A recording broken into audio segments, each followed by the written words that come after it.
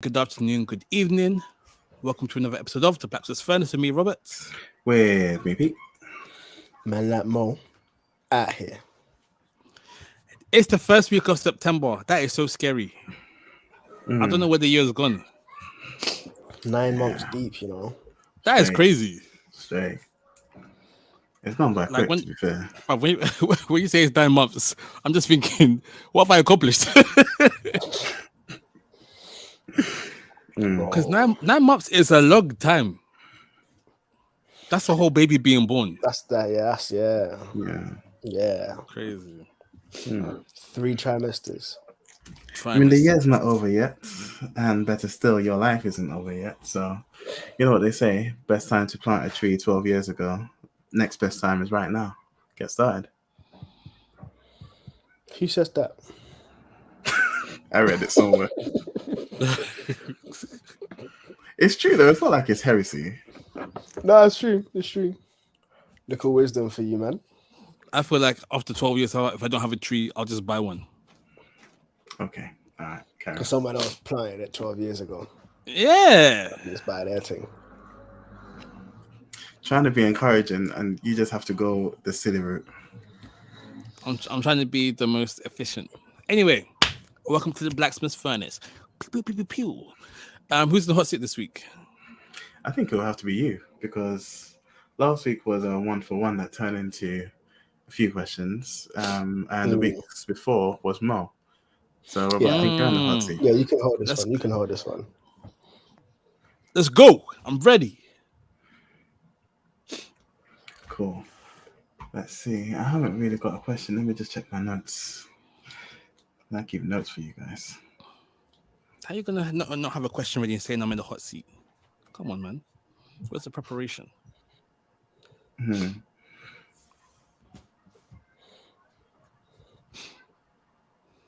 Mo, have you got anything? Quiet. I can rustle something up. So, how would you go about walking someone through the Bible who is okay? So, someone makes the statement: God wants us to be happy. Me having a girlfriend makes me happy.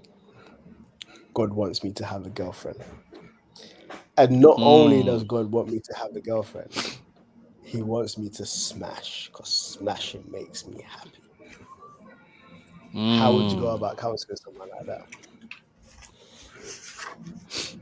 First things first, please make sure you use some protection. That's the first thing. Only because, this process might take a while. And in between, things happening. So at the very least, use protection. Keep it zipped up. No, keep it zipped up. If you're not, keep it wrapped up. No, let's not get any unwanted pregnancies, any STDs, because this is a process. Secondly, how would I go through this with him?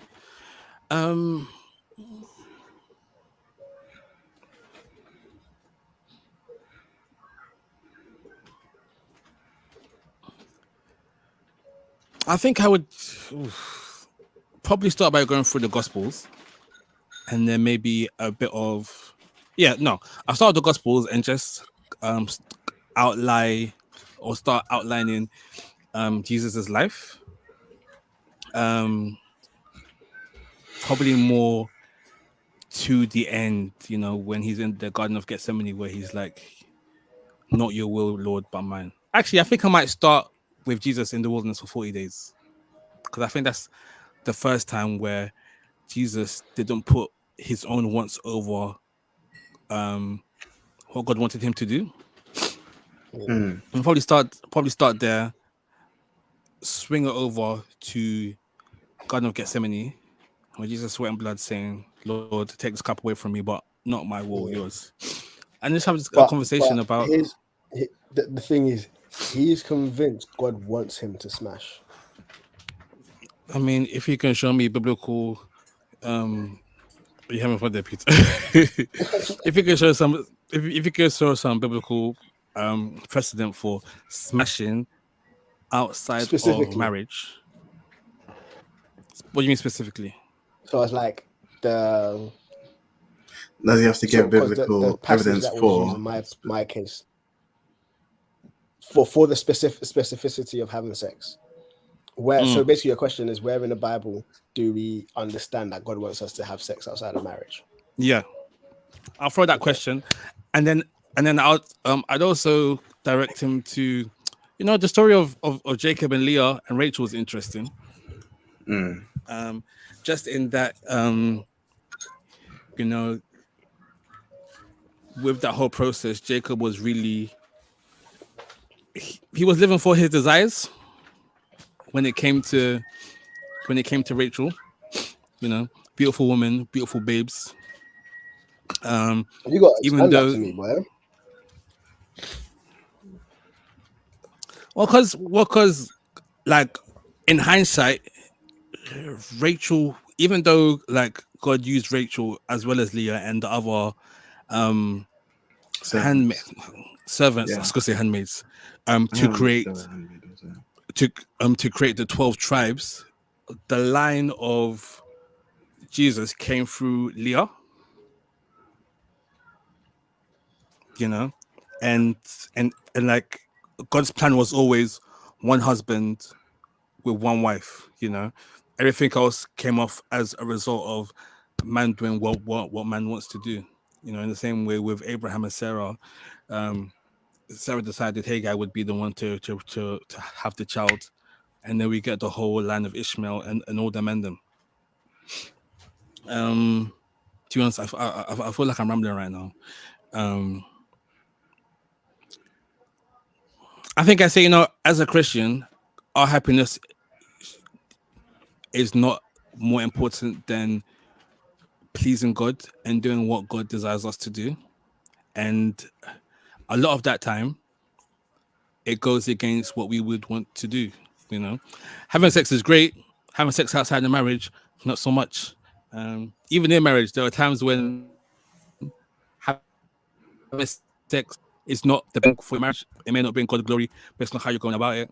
So you might need to settle, But we need to always put our earthly, fleshly desires second to pleasing God. In the same way when Jesus was in the desert for 40 days, he could have turned the stones into bread and had a quick munch to take away the starvation. But man does not live by bread alone. He could have had, Satan could have given him all the countries in the world, but that would have been displeasing to God. So he said, "Get out of here." And there are and I think there's so many examples of God and Jesus telling people to do something opposite to what they want to do. Even like when he first called the disciples and they were like, "Oh, let me go and bury my father." Jesus said, "Leave the dead to bury their dead." And once you're a Christian, it's Jesus first, you second.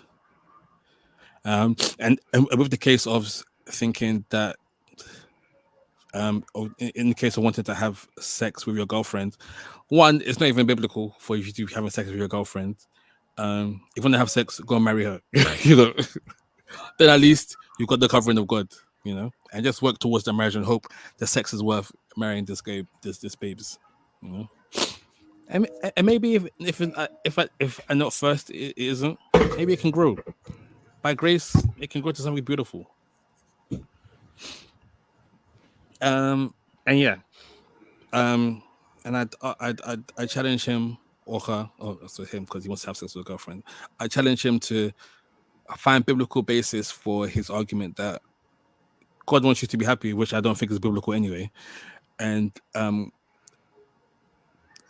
happiness equals sinning is okay in God's eyes, which I don't think is biblical either. But yeah, I've rambled, but that'll be my answer. So if I can surmise and let me know if I am correct, it's almost like the initial deterrent would be even Jesus laid down his comfort and what he wanted to do for the glory of God. And so I think that'll be second. I think firstly is, as a Christian, it's God's desires over our desires. and And- God desires purity from us Mm. over the reason our I- own. The reason I Sorry, go on. actually enjoyed the Jesus denial of self being first is almost like, okay, Jesus denied himself in the pursuit of God's will. And Mhm. so, like, my encouragement to, like, from your perspective, your encouragement would have been deny yourself as you look through the Bible for where God actually condones this, if that makes Yeah. sense. So it's Yeah. like, stop for now, go search it. If you come across something that is like, yo, you can do it, and you have that blessing, then like you've denied yourself for God's glory and now you've been rewarded or whatever. But we both know that you ain't gonna find that. So when you don't find it, then you can just continue in the denial of self that you had started whilst you were gonna go look for it.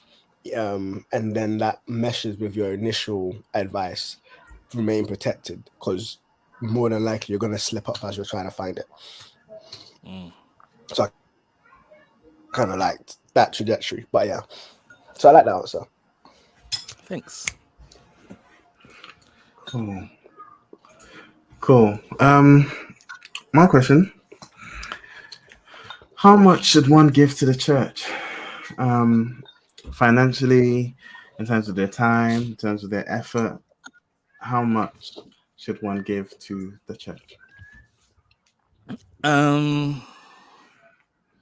I think there are two answers to this, or two answers I would give. Firstly, as much as God leads you to give, you know, if you spend some time in prayer, in the Word, and you feel God saying, "Give this much," or "Do this," or "Do that," then follow that. If you believe it's from God, even if you get it wrong, you know, I think God will be happy that you like at least try to move in faith, even if the hearing was wrong. So I think that's okay. Secondly, if you don't feel like you're hearing from God about this,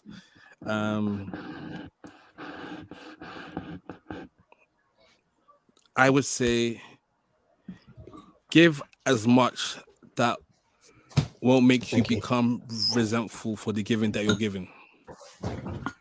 That As won't much make as you it won't resentful. make you.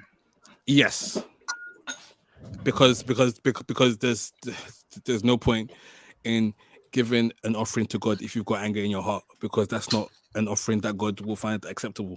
You know, like you can have the works, but if the heart isn't in line with the works, it should even be heart first, and out of the abundance of love you have in your heart, that's where the works come from. You know, it's not like do works and hopefully my heart will will catch up. I got a very interesting story relating to that. Yeah. So, God, one time I heard God clearly ask me to give someone something financially. And I knew that if I gave it to this person, the whole family was going to be in a bind. Like, we needed that piece. But I felt God saying, give it to this person. So I gave it to the person, and I'm now like, okay, cool, God, like, where is this money going to come from? Because we need it. I'm waiting. Money's not coming. I'm getting vexed. Because I'm like, God, like, our family needs this money. You asked me to give it to someone. Like, the person is sitting cush. He's sitting cush. And I'm like, yo, like, it doesn't actually happen. And God used that very situation to challenge my heart. So yeah, like that really hit me deep. It cut deep. But it was a situation where it was used to challenge my heart and to reveal that level of pride where it's like I've given, so where's my blessing sort of situation. God provided in ways that I hadn't anticipated, but because I hadn't anticipated or recognized them as his provision, I didn't appreciate it, and I was still like, no, I need the money back. God, like, where's the money back? So yeah, that definitely resonates, but I also recognize that God may push you into a space where you do that so that he can reveal something in your heart to then be like, Yeah. yo, let's talk about this. Yeah. But it's a good place to be in, because the Bible's like God delights in a cheerful giver. Yeah. That's good. Yeah. And then Yeah, no, there's the other verses we're talking about, like if you have problems with your brother, go. Oh, I think there's a delay or something. Moses, if you're gonna chomp, thank you. Oh, okay. Cool. All right, cool.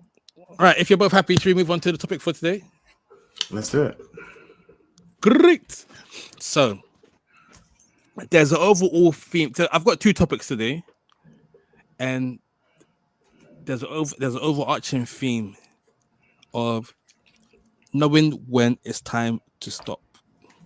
Okay. So I'll let you pick where you want us to start today. Do you want to talk about She-Hulk first and Marvel in general, or do you want to talk about Carnival? I feel like I'll be able to contribute more to She-Hulk. Okay, cool. So let's get started. So for those of you who don't know, there's a new miniseries out for She-Hulk. I think it's like a 6 or 7 part miniseries. She-Hulk is Hulk's cousin. She becomes She-Hulk. All of that. It's great. CGI isn't the best. I've heard the story is a bit. I haven't watched it. I don't know if I will watch it. I haven't watched. I don't think I watched much after Endgame, apart from No Way Home. I think that's legit the only Marvel movie. No, and Shang-Chi. So like that, the most Marvel I've done since then. And so I was on the internet last night, just browsing,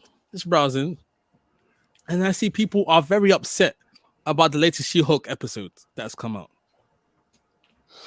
And it's because at the end of the episode, they have like these little mini skits. And this skit had She-Hulk. She-Hulk's a lawyer, and her new client was Meg Thee Stallion, UK rapper. No, US rapper. All of that. And then in the scene, they're signing the contract, and then they start twerking together.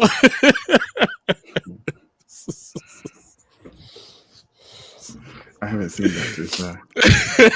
It was so funny. And then, I'm just here thinking, if this is what Marvel has come to. She-Hulk is, a female-led production, it's women doing what women want to do. But I'm just here thinking, is this what we're doing now? Is this maybe I'm old, or maybe I'm just being a hater? But is this what we should be having in like our Marvel Cinematic Universe these days? I mean, how do you mean though? Because it sounds as though you're suggesting they've fallen from something.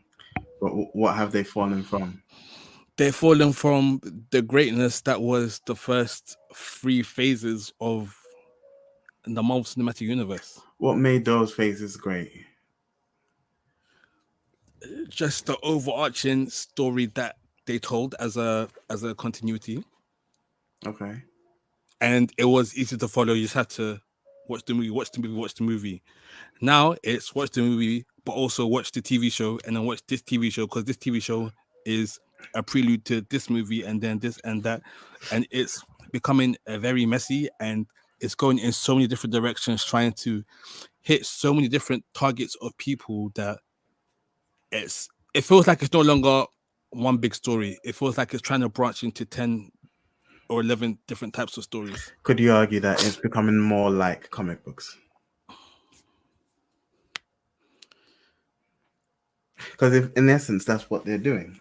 Your comic books, you've got so many different strands of stories being told, and you've got reboots, and you've got all these different branches going off of each story. And it's up to the comic book fan to follow, to keep buying every new episode. So where at the beginning, you know, they started off with Iron Man, with Hulk, with with Iron Man, with Thor, with Captain America. Um, the natural progression is they're going to have to start expanding that.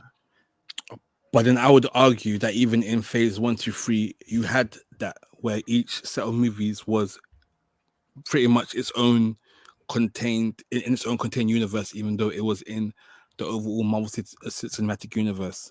And Yeah. you know, outside of maybe Thor 2, Mm-hmm. and I guess Captain America. Mm-hmm. No, not Captain America. Captain Marvel. I don't think there were any quote unquote bad Marvel movies.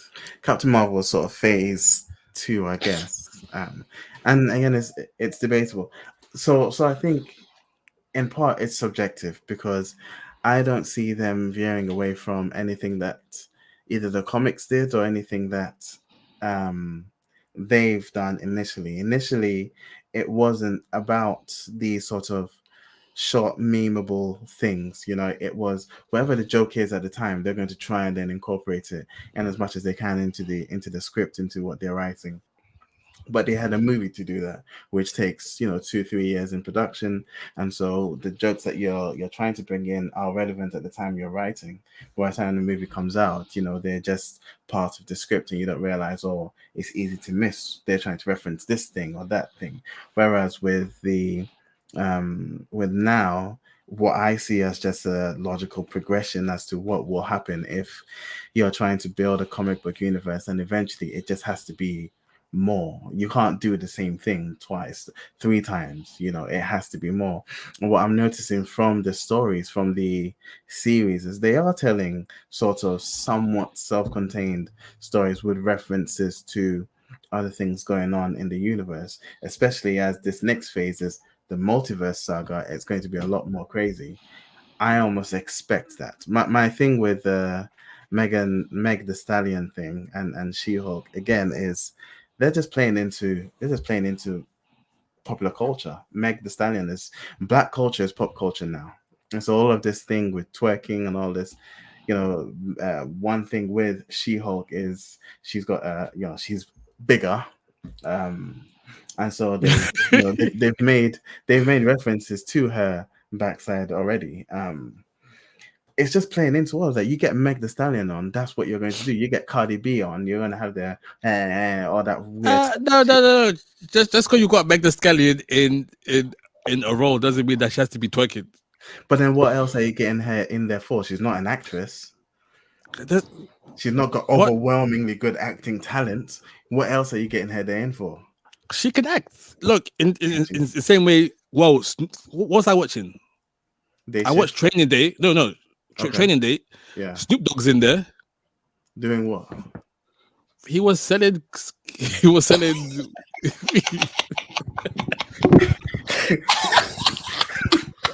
No, hold on. Yes, hold on.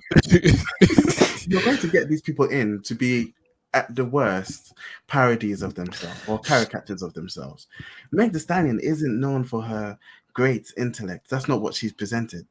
She's presented that WAP is what she's known for. So she's gonna come on there and but that doesn't mean that she can't come up and be a character of high standing and her stature being enough to draw people in.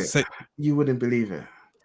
And if she had the acting chops to present that, you would be pleasantly surprised by it, but you wouldn't be expecting that. You don't get her in for a cameo to come and be the next, super lawyer and she's super smart. And if she does do that, it's more the surprise factor of, oh, they got her in to do that. But I'm not surprised. If they got Oprah Winfrey to come in there and then she was twerking, I'd be like, what the hell is going on? Because that's not what you get Oprah Winfrey into a show to do. But you get Meg the Stallion on, I'm not surprised that that's what they've got her doing. Firstly, I think you can't say. Oh, what did you just say? Sorry, it was in my head. But I said you won't get Oprah Winfrey onto a Disney movie to come and twerk. No, before that. Before that, about Meg the Stallion. Yeah, Meg the Stallion. Yes, sure, yeah. So this whole thing, She-Hulk is a created thing with actors. Meg Thee Stallion can come into a role and act as every other character in this thing is acting. You get But acting Meg is Thee a Stallion skill set. acting. Yeah, Acting is a you skill get set Meg that Thee you Stallion need to acting develop. against a seasoned actor. You see the difference. You don't get Snoop Dogg in Training Day with Denzel and expect them to do the same thing. Like Snoop Dogg can act. He's been in movies before. He's in Day Shift. Yeah. And even in Day Shift, he's not necessarily even believable in the role that he's playing. But this is what I'm saying is I am not surprised but I'm saying that it's not believable because of what you know Snoop to be. No, not necessarily, because you get Andrew Garfield in Spider-Man, and he's just as believable as Spider-Man as he is in Hacksaw Ridge as Doss, is it? Or whatever, the guy that he plays in Hacksaw Ridge. And that's because they are actors acting. Like, that's what they do. Viola Davis, the same thing. You believe her in Fences, and then you believe her to be, is she Amanda Waller? She's Amanda Waller, isn't she? In DC.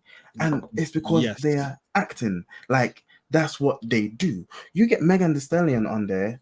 Is it Meg Thee Stallion or Megan Thee Stallion? Sorry, Megan Thee Stallion. Megan. I don't know. Don't check this. Well, you get her on there, and unless it's Megan Thee Stallion. Right. So this is Megan even Thee Stallion. a somewhat bad example, but you get Exhibit on 8 Mile and you expect him to rap, and then when he does, you're not surprised. But then when you see Exhibit on Power's not the is it Power? Is Empire? It's not the best thing, but Exhibit on Empire, he's acting, and again, it's like, oh, cool, you're acting. But it's you get you get her on She-Hulk, unless she's in a rap battle or unless she's doing, something. This is the next thing I would expect from Meg Thee Stallion. This is it. It's almost like putting the character who plays She-Hulk into a rap battle and expecting her to come with bars. You ain't developed that skill set. You ain't developed that capability. So yes, you can have a ghostwriter and blah blah blah, but you won't be able to come with the same cadence, with the same flair, with the same style. Like there's a certain you could act that. You can act that. You could act that, but it won't be convincing. Because for the most part, even the guy who does Saturday Night Live, who tries to do, he was doing rap battles with MCs and stuff. The rap battle that he did with Method Man. Oh, like James Corden. His bars came hard, but you can tell that he's not cut from that cloth. But even then, and this is the thing with acting is Falcon. Falcon was an 8 Mile. Falcon was a rapper in 8 Mile. Yeah. And he presented a believable rapper, dare I say. That's the thing. The thing is, I can believe from the perspective of background him having tried that before. Fair enough. But what I'm saying is the actor's job is to make you believe what they're presenting to you. Be it a rapper, be it a business person, be it Amanda Waller, a villain, or be it a suffering. Also, I'm even saying if we switched, not switch positions, but switch settings, because obviously an actor. Oh, okay. So you're not talking. Yeah. It's natural, but if you put an actor in front of a stage. Right. On a live audience. There you go. You will see a difference. Right. So I thought you were, no, exactly. Not from exactly that. Yeah. No, exactly that. So I'm not surprised. I'm not surprised at all. And I don't think something Disney... So go on. I think Disney are doing what Disney's going to do, which is playing to pop culture and try and get as much views as possible. You use Meg Thee Stallion, she's somewhat popular now, and as I said, black culture now is pop culture. People are going to be excited about it. But is twerking something you would expect from She-Hulk as a comedic character? No. But the thing is, I think in terms of this storyline that I haven't watched it myself, but I've seen the trailers and I've seen different things, like different bits and pieces of it. I think they are trying to portray She-Hulk as a human who is struggling to navigate both worlds of corporate America whilst being She-Hulk, and then recognizing that she is now the poster image of her firm or whatever because she's She-Hulk. And so that it's almost like this Spider-Man coming of age sort of thing where she's having to navigate being a superhero but still being a lawyer and trying to find her humanity even with this superpower that she has and stuff. And so that to some degree makes sense. But I do feel like But then where does the twerking come into that, though? and it's like I can see the way like their logic would go there because Okay, she's not trying to be a out. superhero. She's not trying to be a superhero. She's trying to be a lawyer. And if a lawyer is taking on Meg Thee Stallion as her client, and you're signing whatever, and you're happy, and Meg Thee Stallion is twerking, I can see a flat backside white person twerking with Meg Thee Stallion if they have the opportunity to do it because it's Meg Thee Stallion. It so happens absolutely that not is sexualized in her. No, What do you mean no. absolutely not? How many white? Sorry, I No, don't mean to make no. it racial, but how many times do you see? No, No, how many times do you see? I'm saying people meet No, Snoop hold Dogg on. and they're like, "Oh yeah, Snoop Dogg, I'm going to smoke with you because it's Snoop Dogg." Peter, as a professional lawyer for someone of the stature of Meg Thee Stallion, What stature? bruv, she's someone who has millions of dollars in assets. You know, For what? For twerking, yeah. Twerk it. No. Just because she's got that,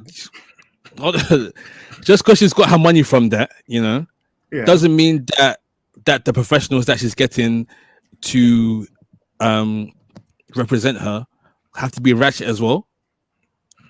You know. Yeah, but this is the other thing I'm saying is black culture is pop culture. People like you see this all the time with Miley Cyrus twerking, even though she hasn't got anything behind her trying to twerk, because this is what the culture is. And so I see it as in the same way as you have Snoop Dogg going into meetings or whatever with people, and they're like, "Oh yeah, I'm gonna smoke with Snoop Dogg because it's Snoop Dogg." You have people going to meetings with Meg Thee Stallion, they're gonna twerk with her because it's Meg Thee Stallion. I want to skirt this back. I want to skirt this back to just the thought of progressing the story, and that's essentially what I see these things as is story. So like She-Hulk, all the comic stuff is progressing the narrative, is progressing the story, and the question is, does this progress the story? Does this is this like a cheap gimmick, or does it progress the story? If it is a cheap gimmick, is it necessary? Should it be there? But what I was also thinking is, in terms of comics, those things are flung out on like a weekly to monthly basis. There tends to be a tight turnaround, drawing from material from pop culture, comic, normal life and stuff. But at the same time, it's still progressing the narrative. There's a character that you're trying to make lifelike and trying to progress it. But with that quick turnaround, you're almost afforded the luxury of slipping things in, drawing from different spaces, and also making mistakes. But in terms of a film, as you rightly said earlier on, Peter, like these things take time to like just produce. From its conception to its delivery, it takes time. It takes much longer than a weekly or monthly comic. And so I don't believe that films are able to have or to have the same liberties and luxuries as a comic book, even if they're drawing from there, just by virtue of how much effort and how much time goes into it. And I think we can go for it. So I was just say quickly. I think one of the problems with American comic books, if you would like to compare it to, like, let's say Japanese manga, is that there's no real end goal in sight. They're just telling stories. It's almost like they're telling stories for like telling story's sake. And that works for that works. It works, but it also doesn't work. That's why you have characters like Batman who don't really have any real character development, because if he did, there's only so much you can do, and afterward you've got Batman. Yeah. But with movies, movies have, and even TV shows have a beginning, a middle, and an end. You know, you start somewhere, and you have an end in mind. Yeah. But with all these Marvel shows, I'm finding it very difficult to see where they are going towards. You know, even if you don't know who like the But big. you're not watching all of them, are you? No, hold on. I'm not watching all of them because there's like there's so many. But Yeah. like if you take phase 1 to 3, for example, you know, so like you'd have a movie beginning, middle, end, and then there'll be the after credit scene that is kind of leading on to the overarching Not all the time. arc Not all of the the thing. time. Not all the time. Not all the time. Not all the time. But sometimes. But like you can see the journey that they're going on. You know, you can see that Thanos is in the background, or we're going to introduce this new character next. You know, it's pushing the story forwards, and you get, and like even if like we knew that Thanos was going to be the villain a lot earlier than Thanos was introduced to into the story. Yeah. And I think who they want to make the new Thanos in Kang this? the Conqueror. Kang. Yeah. And I think there's two problems. Firstly, the characters that they have in this new wave of Marvel just aren't as engageable or as recognizable as the first set. Why? Because these guys don't know what they're doing and they're picking crap characters. And X-Men isn't under Marvel yet. No, X-Men is under Marvel, and X-Men's been referenced already in the Miss Marvel series. At least mutants have already been referenced in the Miss Marvel series. And in She-Hulk. So this is the thing. I think maybe your expectations are skewed. Or not skewed, but based on phase 1 and 2, your expectations aren't going to allow for what they're doing because they're telling a much larger story. And every series that they've done so far has added to the story. So She-Hulk had a reference to Wolverine in one of the newspaper slides because like man with metal claws fighting. Yeah. They're already planting these seeds. They've already planted the seed for World War Hulk with Hulk. Oh, sorry, spoilers. Hulk is going off somewhere. We don't know where, but they're already planting seeds for that. It's all sort of heading. She-Hulk is also going to bring in the Daredevil character from the Netflix shows and then fold him into the universe more with a more solid sort of connection. So they are telling these stories, and if you're looking at the fact that they are going with a multiverse saga, it makes sense to me that it's going to be a lot more that they're going to have to cover, which is why they're having all these random TV shows as well. Because you can't. But then the way they're covering, but the way they're covering it is not engaging. Like Eternals was not a good movie. Shang-Chi was all right. Shang-Chi would have made it in like the first phase of movies, you know. Yes, it would have. Huh? And not every movie is going to be a hit. Shang-Chi was one of the best Marvel movies. Like Shang-Chi was one of the best. Shang-Chi was really good. Movies. Shang-Chi was really good, better than 4-2. Shang-Chi was better than 4-1. I'd say so. No, because 4-1 had that novelty factor. It was new. So that's the other thing, is that we're ignoring the fact that a lot of these also have that novelty factor of, they're doing something new. This is their third go around, so they have to do something different. Like I think it's different. I don't think it's less engageable at all, because there's a lot more representation now. There's a lot more. If you want people if you want accessible characters, you've got your Muslim girl, you've got your bisexual whatever, you've got your gay characters left, right, and center. There's a lot more for people to access. So actually, I don't. Yeah. But how many of these characters are like actually good?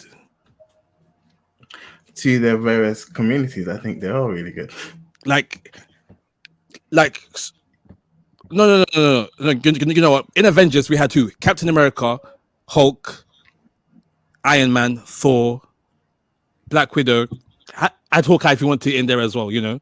That was the Avengers. That is Yeah. a good 6 people to like build your universe around. Mm.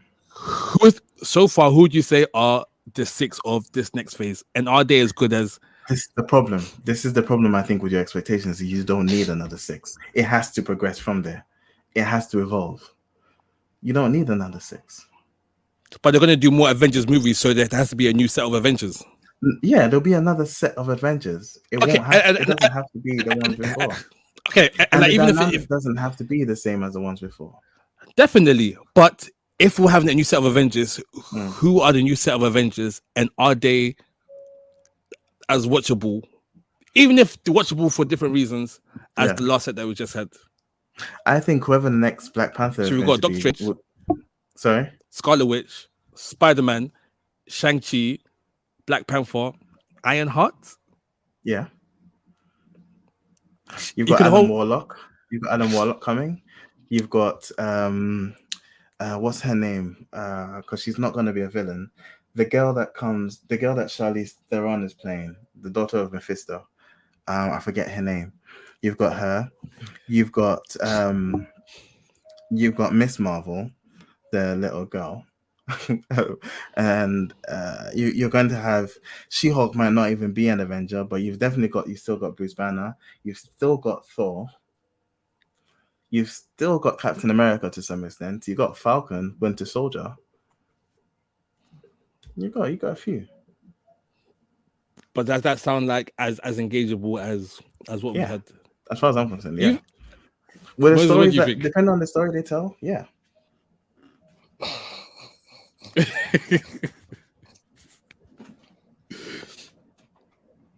What was this? Do you know what? I'm not Is Moses clued up frozen? on comics. Though. I shouldn't be.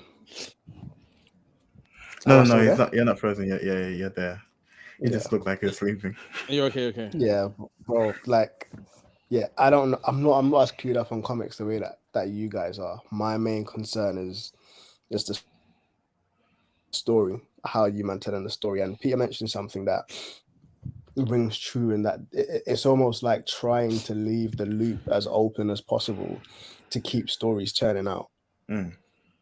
Like before, so it's like the Batman trilogy, Dark Knight. There was a beginning, middle, end. It was a trilogy, but like each one was self-contained, but each one still led onto the other one.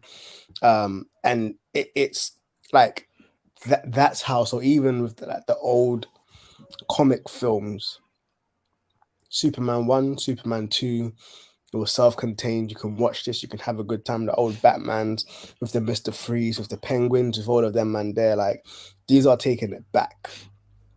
But these films were self-contained. These films progressed the narrative.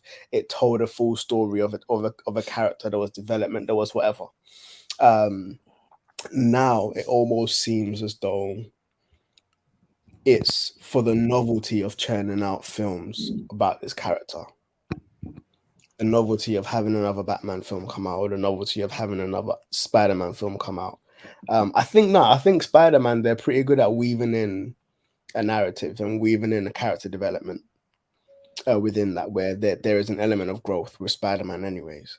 I think his his age and stuff like that kind of works well for him. That there is a sort of like character development.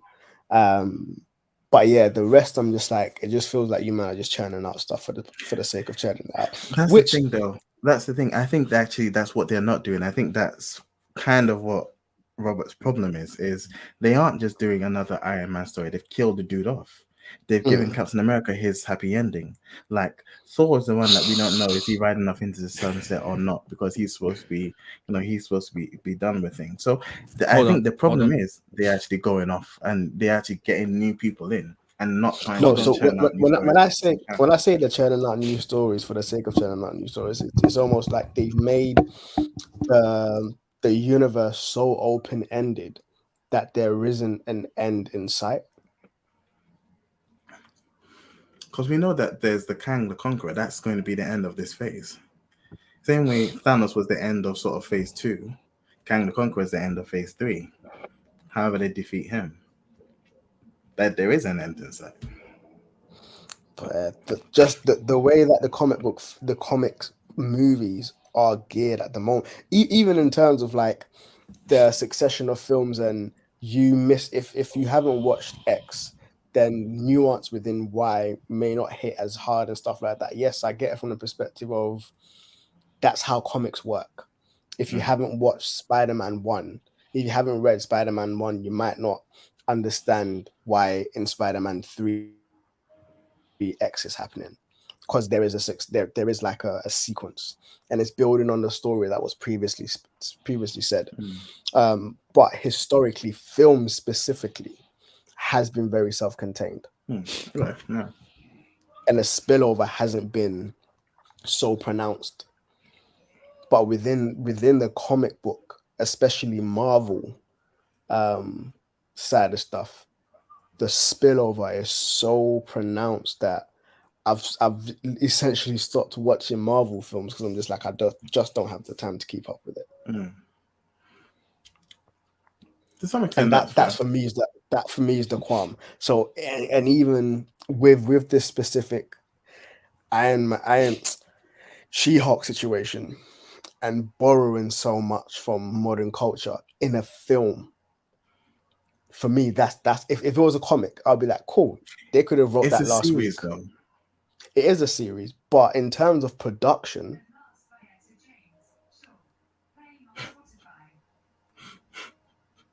Spotify's gonna start playing. I don't know if that was me or that was Gems. Hold on. And it's some random song as well, you know. Just in terms of the production timeline.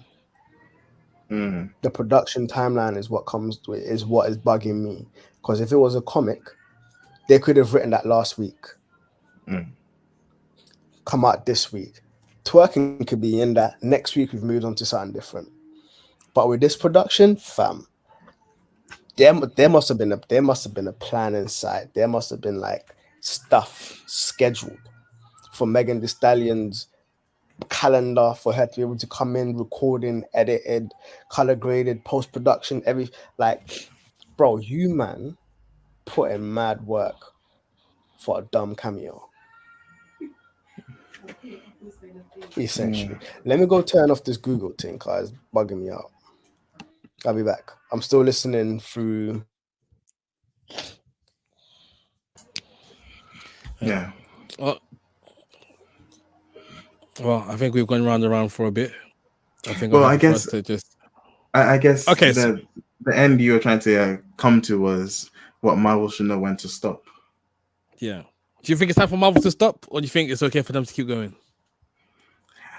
I think that's the wrong question, because at the end of the day, they're trying to make money. Would you ever say to someone, stop making money? And if the shows keep making money, they're going to carry on doing them.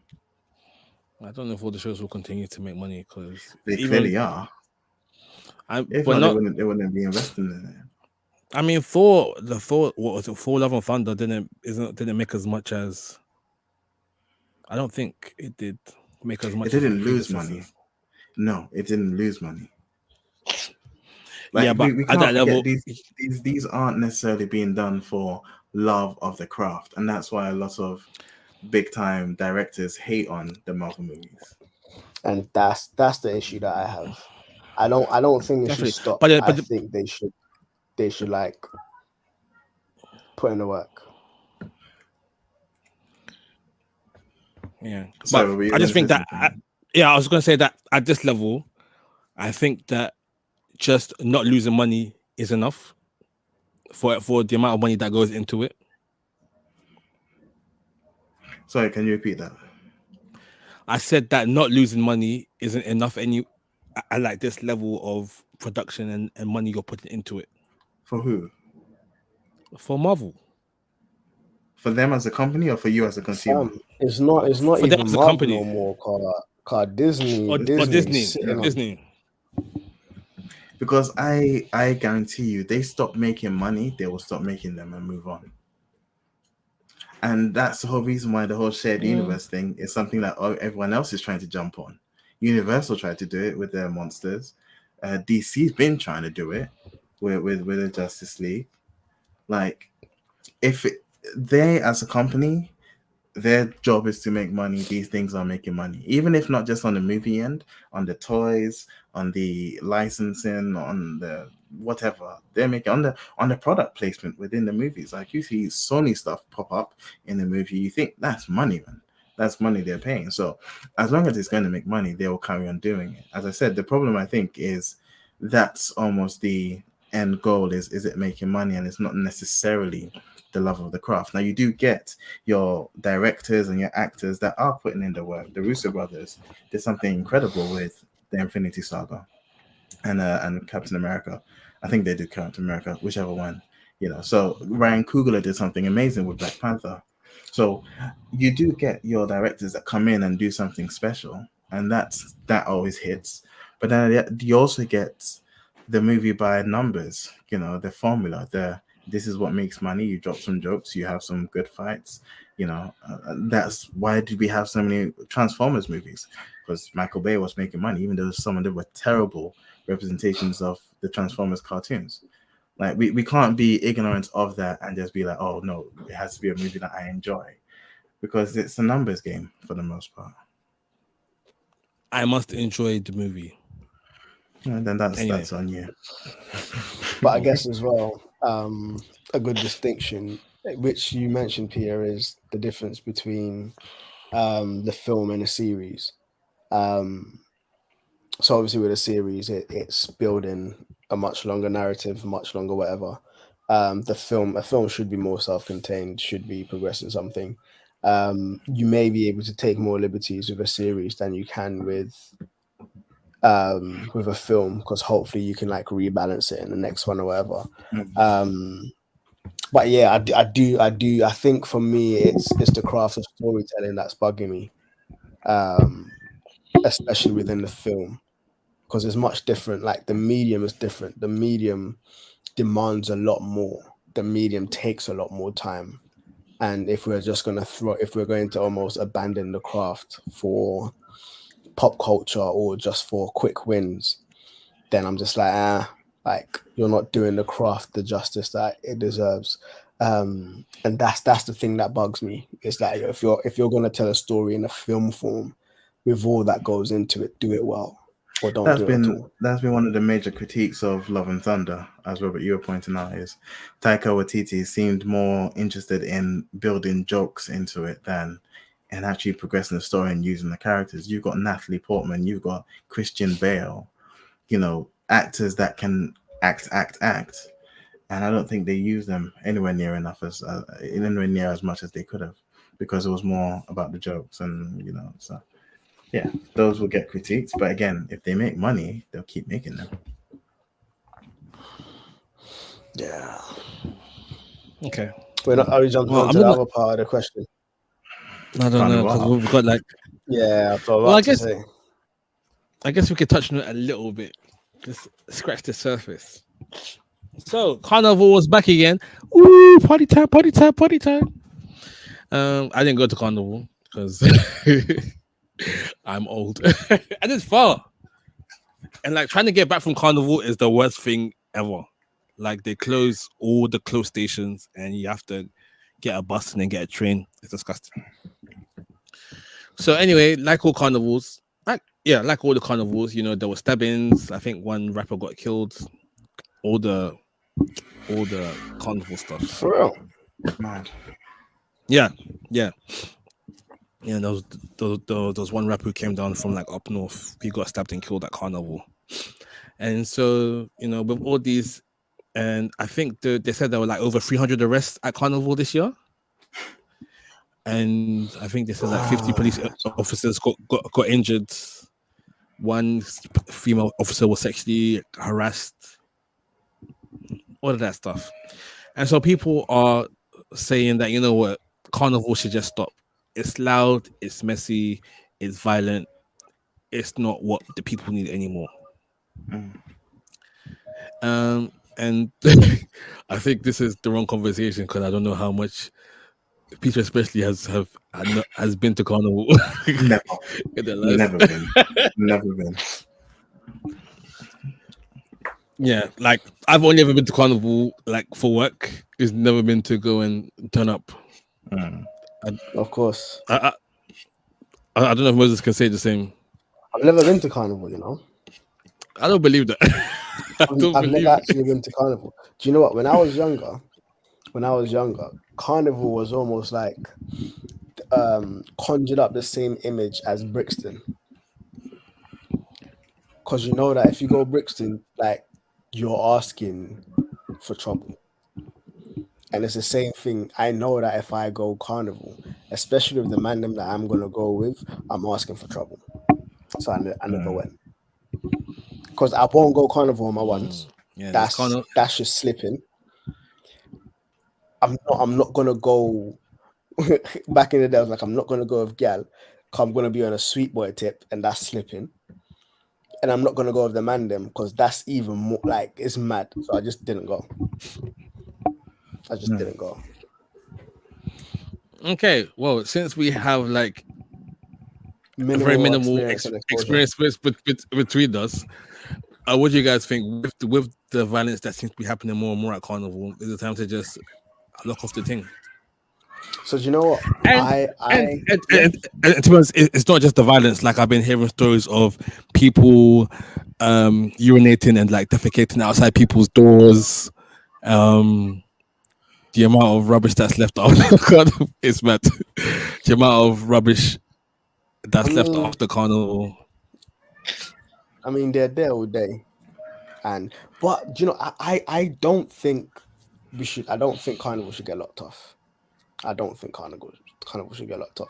I had a few man them who went there, or I know a few man them who went there, and their snaps and stuff were like they were just having fun. They were enjoying themselves. They were doing their thing. I saw this one video of people standing on top of a bus stop. I don't know why you would Oh do that. yeah, I And then seen it that one. collapsed, and then one girl from woman's head got caught in it. Like it was just mad. I don't know why you would do that in the first place. Like say it can hold 25 people's weight. Like it's not gonna work. Um, but I feel like culturally, this is one space that we own. That this is our space. And yes, there are bad apples, there are bad seeds, but I don't think we should throw out the baby with the bathwater. There should be more ways of trying to. There should be more creative ways of trying to police, trying to keep things safe, stuff like that. There's always going to be a bad apple. There's always going to be something that happens, but just because of that doesn't mean that it should get locked off.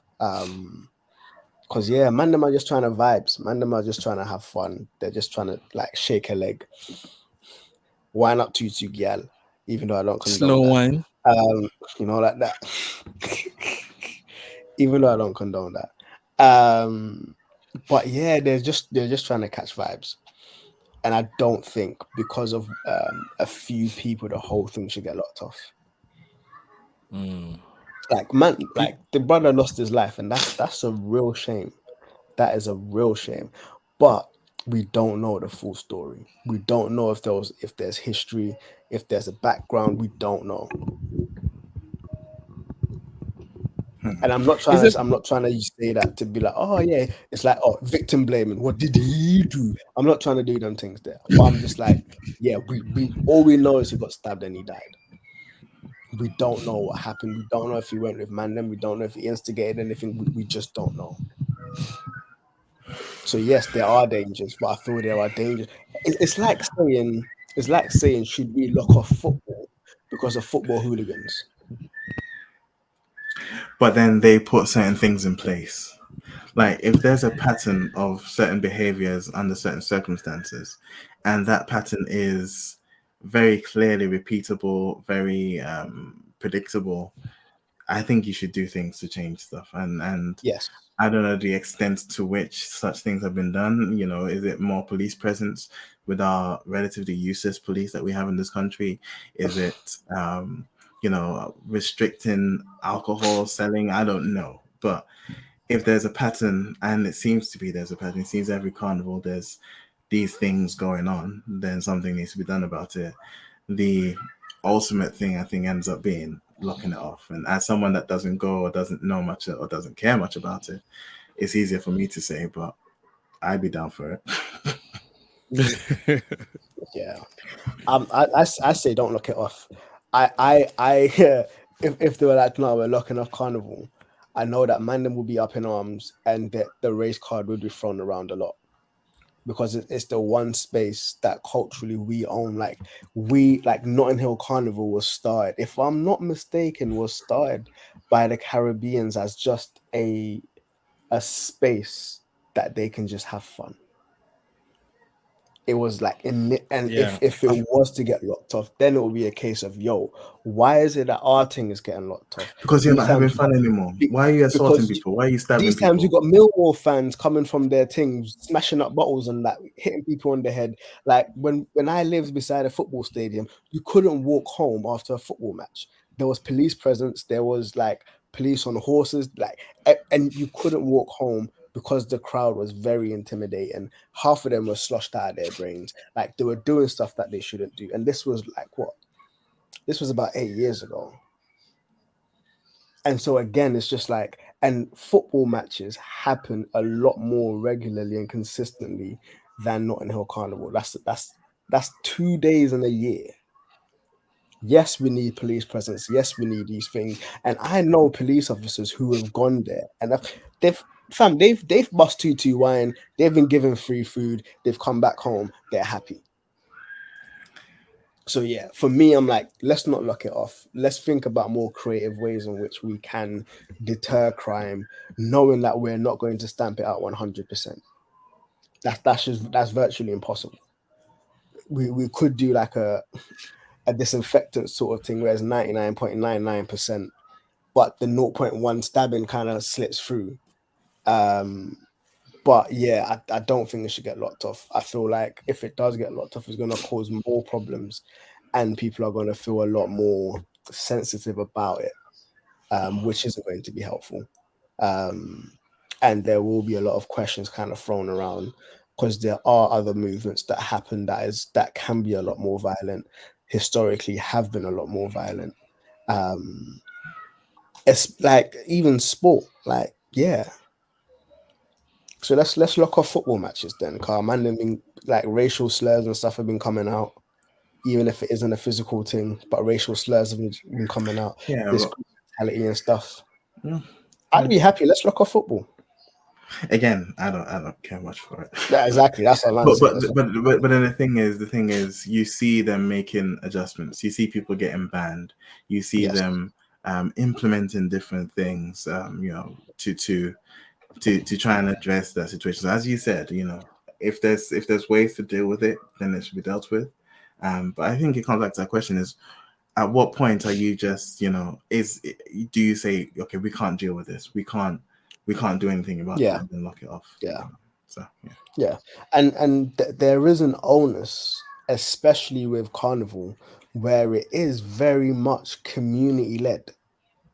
It is very much community led. I don't believe there's one centralized organization that's heading it up. I don't know. There could be. I believe it's more community led and everyone's kind of collaborating. In a space that's more community led, there is a lot more onus on that very same community to ensure that things are safe. Yeah. Yes, the police. But I think the problem is. Yeah. So I was going to say, I think the problem is Notting Hill has become a very gentrified area. So what it may have looked like when Carnival first started, it looks very different. Yeah. Can I also just point out, if something is to get locked off, no one, and especially, you say community led, no one's going to say because we were messing up too much. No one's going to say that. Yeah. No one's going to admit to that. No. They're going to pull the race card. Yeah. They will pull the race card. And so if you're going to lock it off, you need to anticipate that and not be like, oh my God, I can't believe you just said that. No, you need to anticipate it. And that's again where I'm like, we need to take ownership of this. And to be fair, in lead up to this, on social media, I started to see a lot more noise around, yo, don't be wasteman when you go out. Have fun. Like, if you want to dance with a girl and she says no, leave her alone. No means no. Like consensual, like all of these stuff there. Like, yeah, like there was a lot more on my feeds, anyways. There was a lot more noise around, like, like we didn't have it last year because of lockdown, COVID, and everything. This is the first year it's back. Like, don't be waste, man. Like, enjoy the time, enjoy the space, do what's right. And that was part of the community trying to take onus and ownership over it. Yeah. Unfortunately, as I said, I don't believe we'll be able to stamp out evil in its entirety this side of heaven, this side of eternity. And even on the other side, hell is hot. So yeah, so I don't think they should lock it off. I think the community needs to come up with new ways, even if it's like body cams or whatever being placed around the areas and stuff like that. Still, like remote control CCTVs placed in different spaces, more residential areas where people tend to defecate, having stuff there to be able to deter people, like that. That's so bad to me. Yeah. Like creative and ingenious ways to be able to do this, knowing that there's going to be a budget that's going to have to be put aside for these things. And so again, if your budget don't reach body cams, don't suggest body cams. But yeah, just ways in which we can truly take ownership over this and make it a space that we would feel happy and safe taking our kids to. Yeah. That's fair. All right, let's round up. I think Carnival should carry on, but the problems aren't Carnival problems. It's culture, community problems. Yeah. And that's what needs to be sorted out. Do your job, Sadiq Khan. But anyway, hookups. Cool. I could go first with hookups. Yep. My hookup is a new movie, Day Shift, on Netflix. It's essentially what would happen if Van Helsing was a relatively average black man with baby mama drama and everything. And speaking of celebrity cameos, Snoop Dogg's in there playing a very, I think, hard to believe vampire hunter. So yeah, no, check it out. It's Vampire Hunter. Yeah, that's bad. He does like a lotus kick at one point, and it's so obviously not him. It's just bad. But yeah, no. Yeah, if you want to see Van Helsing as a Crip, just check it out. But it's not too crazy. It's funny. It's nice. So yeah, check it out. Day Shift on Netflix. I'll go next. So we just came back off of holiday. That's why I am finished. But my kids just got introduced to the Nintendo Wii. Ooh. Tell me why. Bro, we're by the beach. Then I wanted to stay in the Airbnb to play Mario Kart more so than go to the beach. So we're literally at the beach, and Noah's like, I want to go back and play Wii. But we're like, yo, we've checked out. You can't go back. It's like, oh. So yeah. But it reminded me just how much fun like the Nintendo lineup is for a community, for like local multiplayer fun. So yeah, my hookup is the Nintendo Wii. You should be able to get it for dirt cheap at CEX, with the controllers and the games and stuff, dirt cheap. So that's my hookup. Nintendo Wii, Mario Kart on the Wii, get you them steering wheels and stuff, get the kids out, get them playing, and then you've got time to do whatever you want to do because they're behind the TV playing Mario Kart. Yes, sir. Yeah, Wii Sports is another good one. Yeah. And Mario and Sonic had that. Mario and Sonic at the Olympic Games is another good Wii game as well. Yes. So get involved. Yes. My hookup is a Netflix documentary film thing, 2 episodes long. Each one's about an hour long. It's called Untold: The Girlfriend Who Didn't Exist. It's a bit mad. The NFL player. Yeah. So like, and this was catfishing before catfishing was a thing.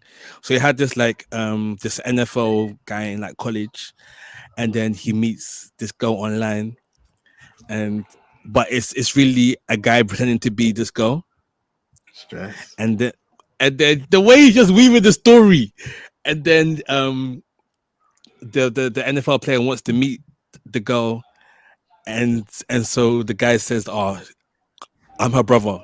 She died. She had leukemia."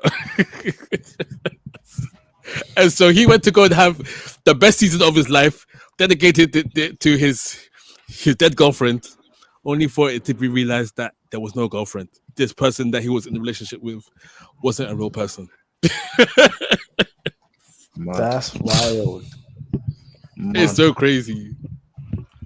And then the person who was catfishing, I don't even want to spoil it.